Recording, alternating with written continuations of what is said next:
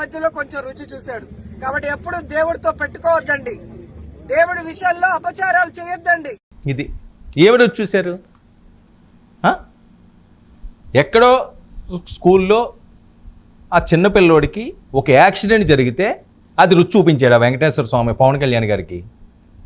అలీపూర్లో Naxals attack చేస్తే ఆయన బ్రతికాడు, మళ్ళీ సీఎం అయ్యాడు, ఇప్పుడు సీఎంగా ఉన్నాడు. ఆయనకి ఆ దెబ్బ రుచి చూపించారు. ఏంటది అంటే ఎవరికేం జరిగినా అంతేనా? అసలు ఆవులు చనిపోయిన దానికి దీనికి ఏమన్నా సంబంధం ఉందా? అక్కడ తప్పు జరిగింది మీ దాంట్లోనే వాళ్ళు అంటారు, వాళ్ళది తప్పని మీరు అంటారు. మీరు ఏదో చేసుకోండి. భక్తుల మనోభావాలకు కానీ అనవసరంగా కార్యకర్తలను రెచ్చగొట్టే మాటలు కానీ మాట్లాడి ప్రశాంతంగా ఉన్న రాష్ట్రాన్ని ఇబ్బందుల పాలు చేయొద్దు. రాష్ట్రాన్ని మీకు ఆ పదవులు అప్పచెప్పినందుకు అభివృద్ధి చేస్తే చేయండి, ఏ రాజకీయ నాయకుడైనా. కానీ నాశనం చేసే విధంగా, విధ్వంసాలు రెచ్చగొట్టే విధంగా ఈ రకమైన వ్యాఖ్యలు చేయొద్దు. ప్రజలు గమనిస్తున్నారని మీరే అన్నారు. ప్రజలు గమనిస్తున్నారు కాబట్టే ఎవరిని ఎక్కడ కూర్చోబెట్టాలో అక్కడ కూర్చోబెడతారో, వాళ్ళకి సమయం వచ్చినప్పుడు ఎవరికి ఎక్కడ చేరేయాలో అక్కడ వేస్తారు. 2019 నుంచి 24 వరకు మీకేసింది అదే అందరం ఎక్కించారు.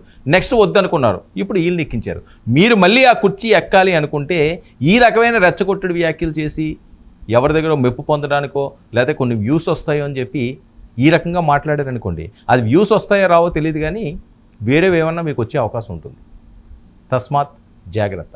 ఇప్పుడు శృతి మించిపోతుంది రోజు రోజుకి కూడా. ఎందుకంటే అధికారంలో లేకపోతే ఇంకంతే ఏదైనా. అలాంటి పరిస్థితి ఈరోజు చూస్తున్నామా అని అనిపిస్తున్నది. తిరుమల తిరుపతి దేవస్థానం, గోవులు చనిపోవడం, ఇదంతా కూడా ఒక వెర్షన్. అయితే దీన్ని ఎవరికి నచ్చినట్లుగా వారు రాజకీయంగా వాడుకుంటున్నారు. అది టీడీపీ వాడుకుంటుందా, జనసేన వాడుకుంటుందా, వైసీపీ వాడుకుంటున్నదా అని ఇందులోకి నేను వెళ్ళదలుచుకోలేదు. ఎందుకంటే దాన్ని నిగ్గు తేల్చాల్సిన అవసరం, బాధ్యత కూటమి ప్రభుత్వంపై ఉంది. కూటమి ప్రభుత్వం దాని మీద ఏం జరిగిందన్నది ఒక నిజ నిర్ధారణ కమిటీని వేయాలి. వాళ్ళు పెట్టిన అంశాలు పారదర్శకంగా భక్తుల ముందు ఉంచాలండి. ఇది మనుషులకు సంబంధించింది కాదు, ఒక కుటుంబానికి సంబంధించింది కాదు, ఒక వ్యవస్థకు సంబంధించింది కాదు. భక్తుల మనోభావం